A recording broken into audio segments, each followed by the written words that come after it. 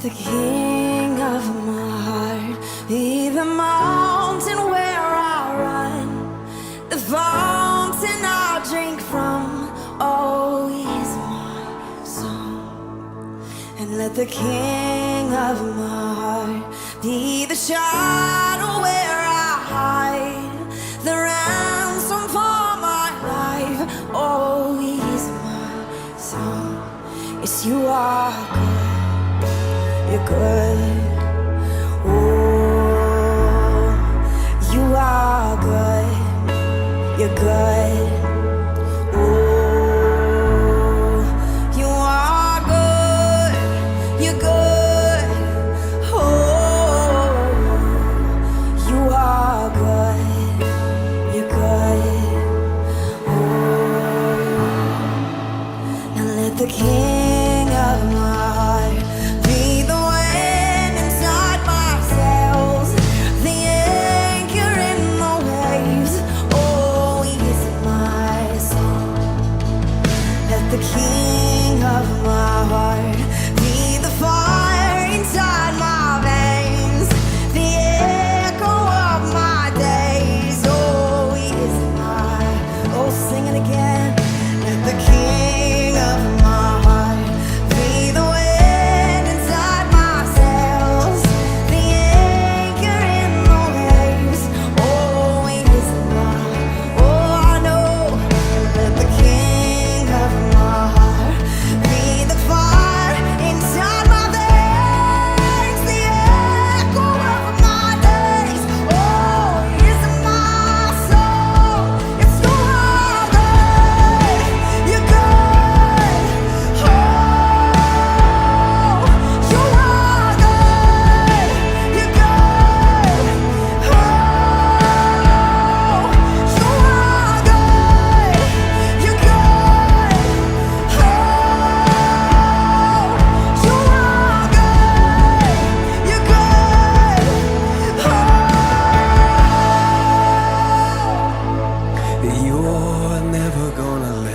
You're never gonna let me down.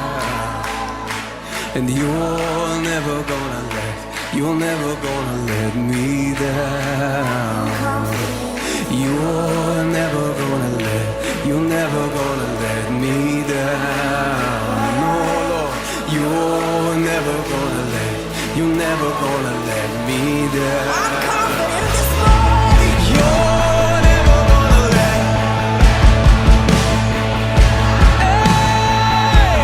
You're never gonna let me down. You're never gonna let me down. You're never gonna let me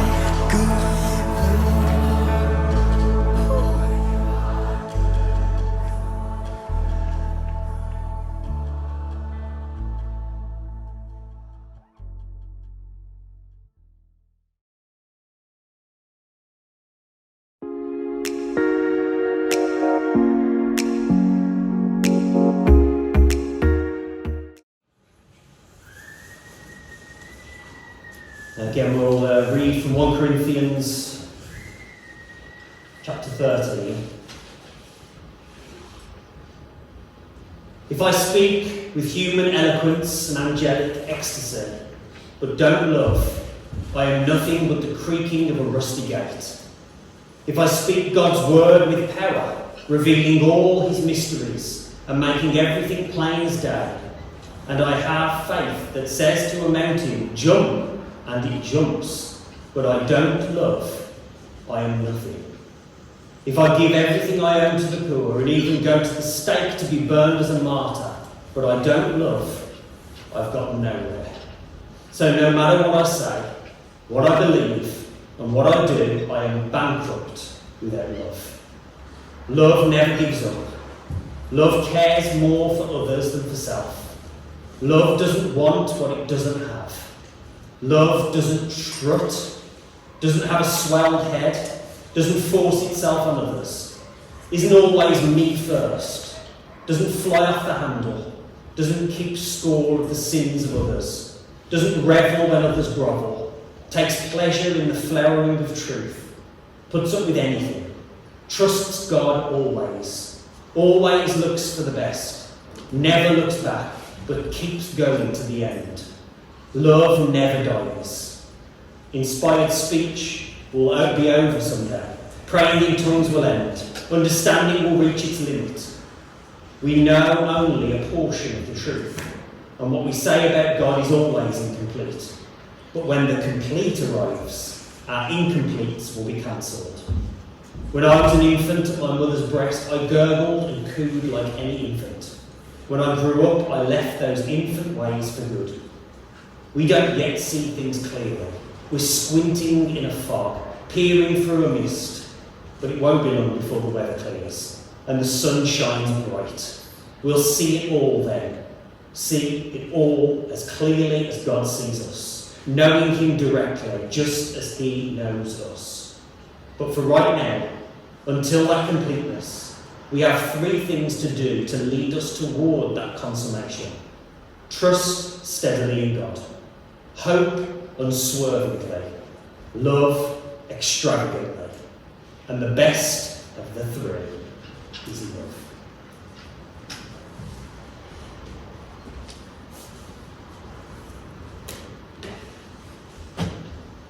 So we're looking again this week at this famous love chapter from 1 Corinthians 13 and focusing on what remains, on what endures, on what lasts. And we saw at the end there that it is faith and hope and love. Last week we saw how Jesus went through Samaria and went to that woman at the well and met her where she was at in more ways than one. While the disciples were off, busy, getting lunch, Jesus went to the one who was empty and needed to be filled, the one who was broken and needed to be made whole. And that's what Jesus still does today. He goes straight to those least expected of us. The outcast, the oppressed, the marginalised, the minority, all the people down at the bottom and out on the edges. Jesus goes to them. Jesus breaks down those barriers. Why? Because that's what love does. Because Jesus loves relentlessly. Now, I was thinking in the week about what story to bring today for us to think about and focus on. I thought about all of those examples from the Gospels where Jesus performs miracles, where we see this love in action, where he heals people as a sign of his love. But there's another way in the Gospels that Jesus shows his love, and it's through relationships. And so we're going to look again at a well-known story from Luke chapter 10, starting in verse 38. Luke chapter 10, verse 38. As Jesus and his disciples were on their way, he came to a village where a woman named Martha opened her home to him. She had a sister called Mary, who sat at the Lord's feet, listening to what he said. But Martha was distracted by all the preparations that had to be made. She came to him and asked, "Lord, don't you care that my sister has left me to do the work by myself? Tell her to help me." "Martha, Martha," the Lord answered, "you are worried and upset about many things, but few things are needed, or indeed only one. Mary has chosen what is better, and it will not be taken away from her. For few things are needed. Actually, Jesus says only one. The one thing that Jesus needed, the one thing that Jesus desires most is your heart, your time, your love, your relationship. And once you give that to Jesus, we're told it won't be taken away.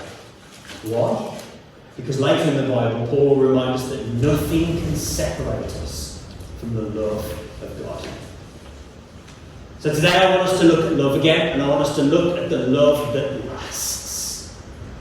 And in this story from Luke 10, we find Jesus coming to these two sisters.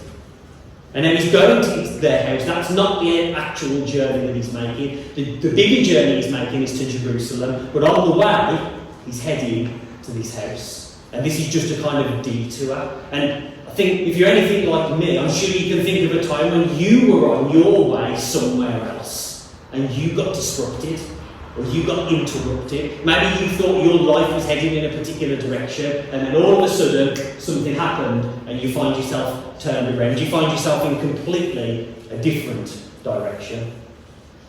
This sort of thing seems to happen all the time in the Gospels to Jesus, doesn't it? Where he's on his way to that place and he's going there to go and see that person, and on the way he's disrupted by someone who needs healing or needs to speak to him about something.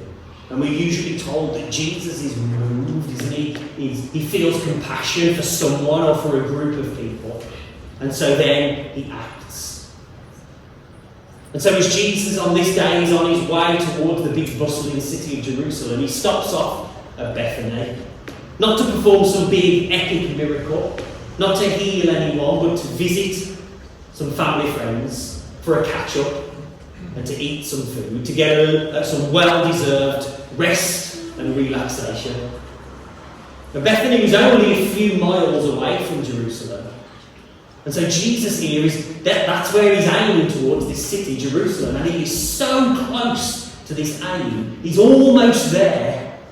But then that's when he gets disrupted. That's when this detour happens in this journey. I don't know if you've been there in your life as well, where you've been so close to that aim, so close to that goal, so close to that dream that you've got. Whether it's the promotion or that goal weight on the scales or your target speed running a 5k, that perfect sourdough mix, and then the detour happens.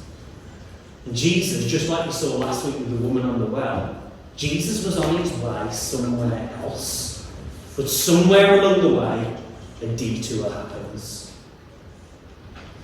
So the first point that I want to make, there's three, as always there should be. The first point is sometimes unexpected detours can lead to deliberate destinations. That was a metaphor, so I'll say it again. Sometimes unexpected detours can lead to deliberate destinations. Because that's how a lot of our lives go, isn't it? You just think back about some of the stuff that's gone on in your own life. The places and the moments and the people where you'll actually encounter that miracle or that conversation or that turning point in your life. But that would have never have been possible without that detour or that distraction or that inconvenience happening in the first place. It's not until you look back and go, oh yeah, and you can see how veering off that course actually brought you to where you needed to be. And so Jesus goes to the home in Bethany of Martha and Mary. And Martha, we're told, is rushing around, busy, flustered. She's in a right old flap, that's the Jewish. And maybe this stop off at Bethany confused the disciples. Like they knew where they were headed, they knew where this road was leading, they were going to Jerusalem. This was where the big stuff was going to take place. And yet all of a sudden, they stop at Bethany. They're so close, and then they stop. They thought they knew where they were headed, they thought they knew where this was going, and then all of a sudden, something else is happening. Maybe that's the same for you today. Maybe you started out even this year, 2020, thinking you knew exactly where you were going. You knew where you were headed. You got a plan.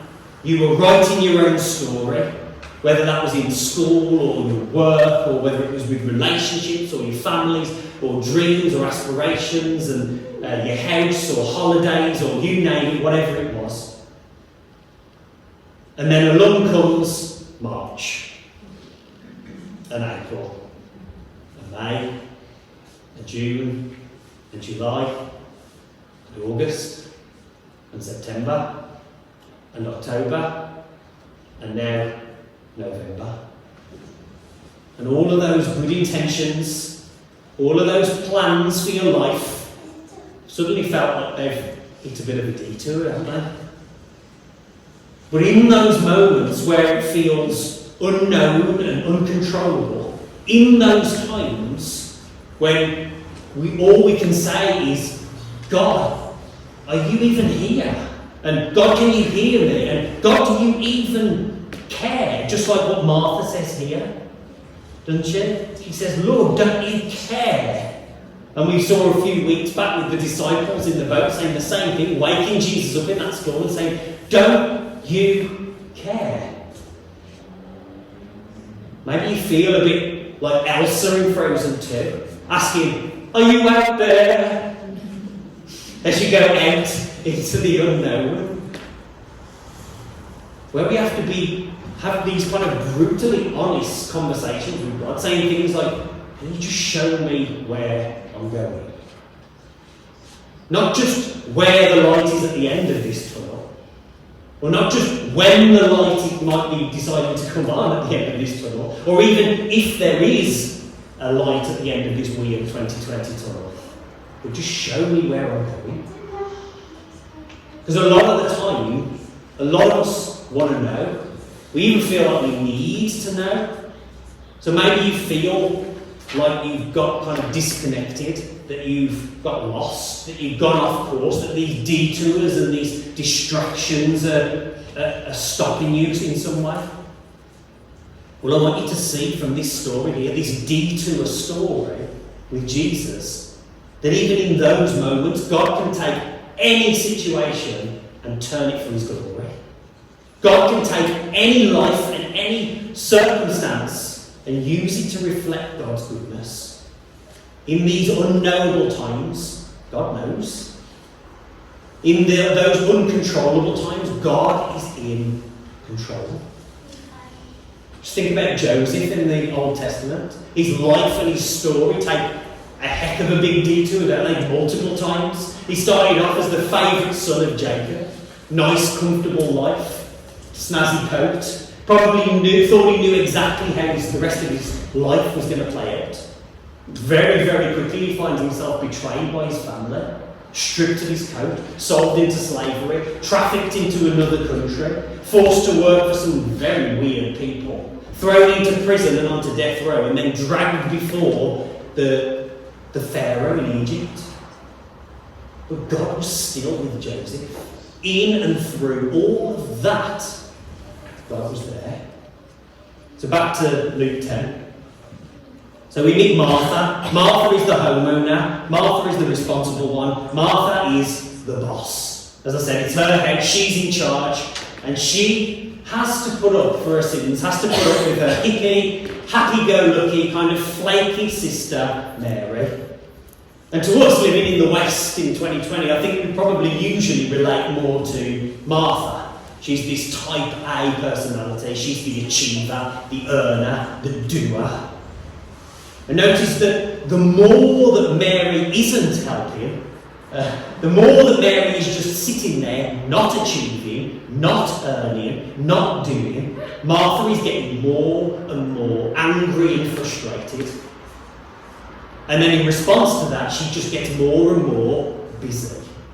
Sure, those pots got an extra little rattle than they needed to, didn't they? And the cupboard doors got slammed a few more times. And there was a few noises from in the kitchen. I think this is something that we can relate to as well, isn't it?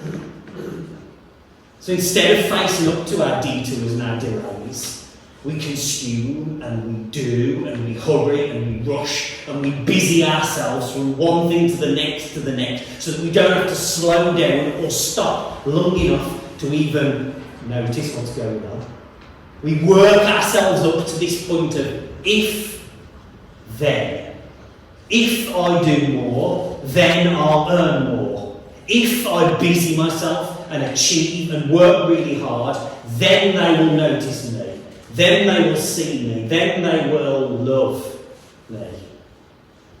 And she's so busy that she starts to create this distance between her and her guest, Jesus, with her distractions. So that's the first point. Second point goes straight on to that. Distraction creates distance, and distance creates distortion. I'll read from verse 40 again. But Martha was distracted by all the preparations that had to be made. She came to him and asked, Lord, don't you care that my sister has left me to do the work by myself? Tell her to help me. See, Martha at this point, her understanding of love is totally conditional. And I think for us a lot of the time as well, we see love the same way. Feels like we have been conditioned for conditional love. If we're not careful, we make it about this kind of transactional thing where we act like, if I do this, then they'll do that. And I think what we're seeing in Martha here is exactly that. We get distracted, we put the distance up, we distort what's real and what's important and what's true. See, how many times have you felt distant from God or distant from God's love? Because it was never God who moved. When we distract ourselves and spend so much time doing that we forget to let the main thing be the main thing. Let's read from 1 Corinthians again. If I speak with human eloquence and angelic ecstasy, but don't love, I am nothing but the creaking of a rusty gate. If I speak God's word with power, revealing all his mysteries and making everything plain as day, and if I have faith that says to mountains, jump, and it jumps, but I don't love, I am nothing. If I give everything I own to the poor and even go to the stake to be burned as a martyr, but I don't love, I've gotten nowhere. So no matter what I say, what I believe, and what I do, I'm bankrupt without love. There's a lot of ifs in that first 3 verses of that chapter, isn't there? It's saying, if I give and give and give, if I do and do and do, but I don't have love, the question is all this giving and is all this doing worth anything? See, if we're not in relationship with the one who is relentless and obsessive over relationship with us, have we gained anything from all of the striving and the earning and the giving and the doing? No. And he goes on, love never gives up. Love cares more for others than for self. Love doesn't want what it doesn't have. Love doesn't strut, doesn't have a swelled head, doesn't force itself on others, isn't always me first, doesn't fly off the handle, doesn't keep score of the sins of others, doesn't revel when others grovel, takes pleasure in the flowering of truth, puts up with anything, trusts God always looks for the best, never looks back, but keeps on going to the end. Paul here, in that you can almost read it that way, sounds urgent, doesn't it, as he's writing this? There's this rhythm to these verses as it speeds up and intensifies. Goes all the time, always. This is what love is. This whole passage about this perfect, unconditional love is a picture of Jesus and his love for us. God is love, John will say. You can read that, go home and read that passage again, and every time you read the word love, replace it with God. Third point, sit down and just be. At the end there, Paul says, but for right now, until that completeness, we have 3 things to do to lead us toward that consummation. Trust steadily in God. Hope unswervingly. Love extravagantly. And the best of the three is love. Faith, hope, and love. Paul here basically is just saying, just sit down and receive this. Just like Mary in the story. Faith, hope, and love aren't things that we need to do or earn or achieve. We receive them first. It's simply sitting down at the feet of Jesus and receiving his love. But so many of us, in so many ways, are doers, aren't we? We don't want to just sit and be and receive. We want to do, we want to act, we want to achieve, we want to accomplish something, we want to earn. We like tasks and to-do lists and achievable goals. We want to do stuff. But Martha is the doer in this story. And how does she get treated? She gets told off. She gets told to look at her sister, her flaky little sister Mary, as the example. We need to just sit down and just be and receive God's love.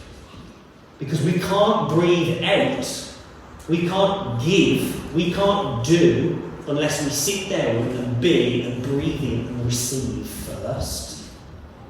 No matter what's going on in your life and in your circumstances right now, this story is telling you to take a seat, to sit down, to be, to receive that unconditional love.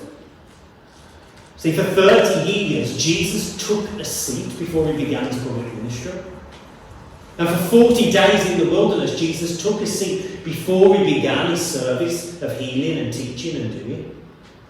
How many times do you read in the Gospels of Jesus going off by himself, or going up a mountain, or getting away from the crowds, or even the disciples themselves? And what's he doing?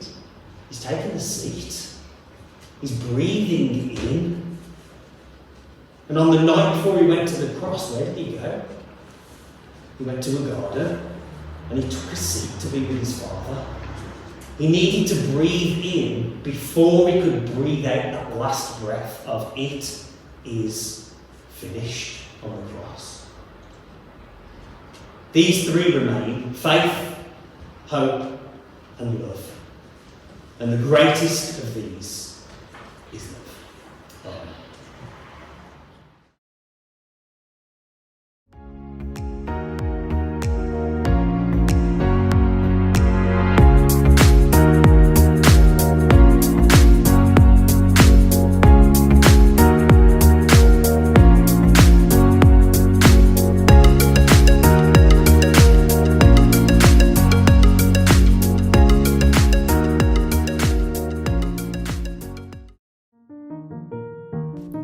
Welcome to the Oakham Church podcast.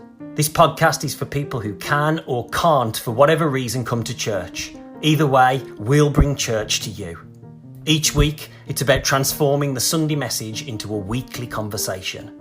We've got more time to go deeper on the themes, and we can take time and make the space to unpack issues that are highlighted each week. Each week on the podcast, there'll be things to think about and pray about and live out, Monday through Saturday.